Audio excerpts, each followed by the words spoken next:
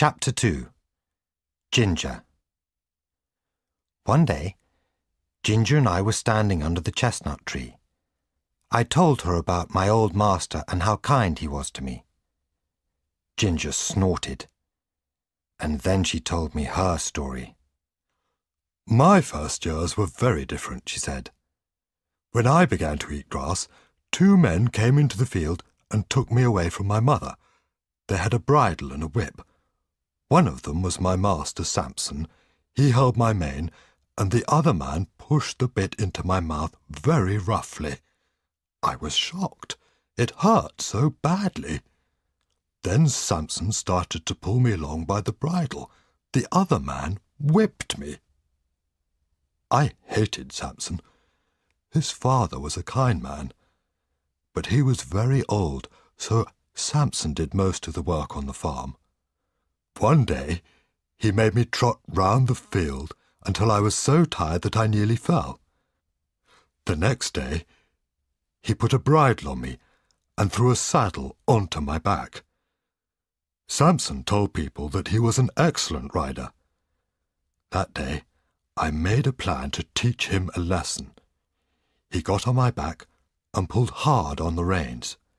I reared up on my back legs, and Samson started to whip me. I kicked and bucked and reared. I tried everything to throw this terrible man off my back. He held my mane and dug his sharp metal spurs into my sides. The spurs cut me badly, but at last I threw him off my back, Ginger went on. I galloped to the other end of the field and stood still. I was breathing hard and sweating. Samson got up and limped through the gate. I stood there for a long time. It was a hot day. Flies buzzed around me. I was hungry and very thirsty.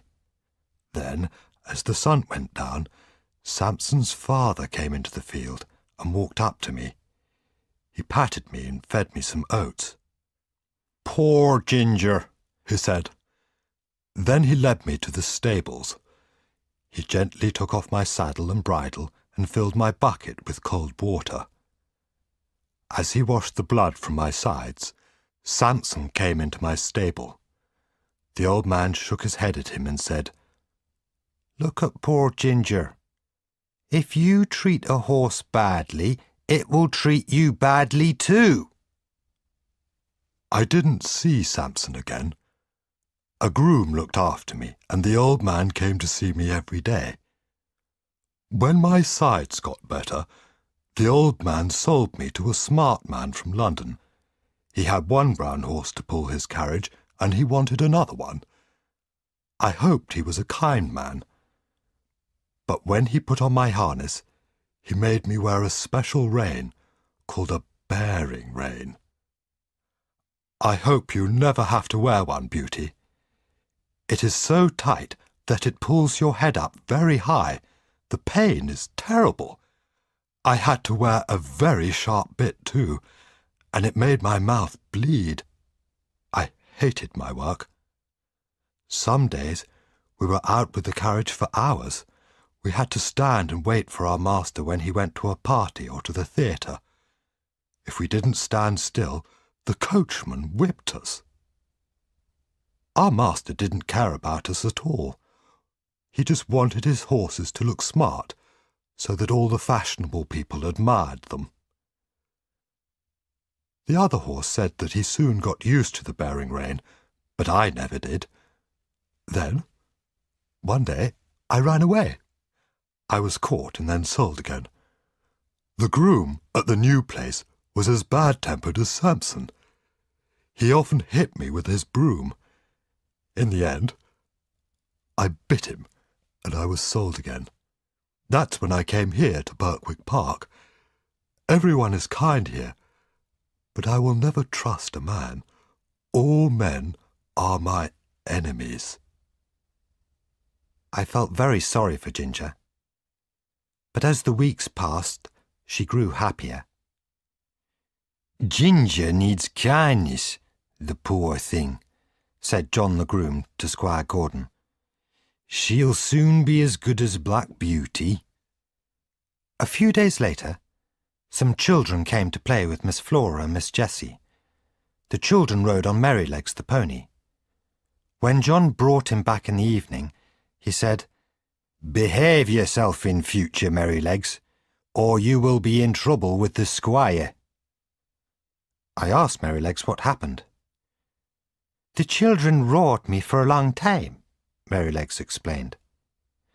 "One of them wanted me to go faster and faster, and he hit me with a stick. But I was tired, so I stopped suddenly and the child fell off."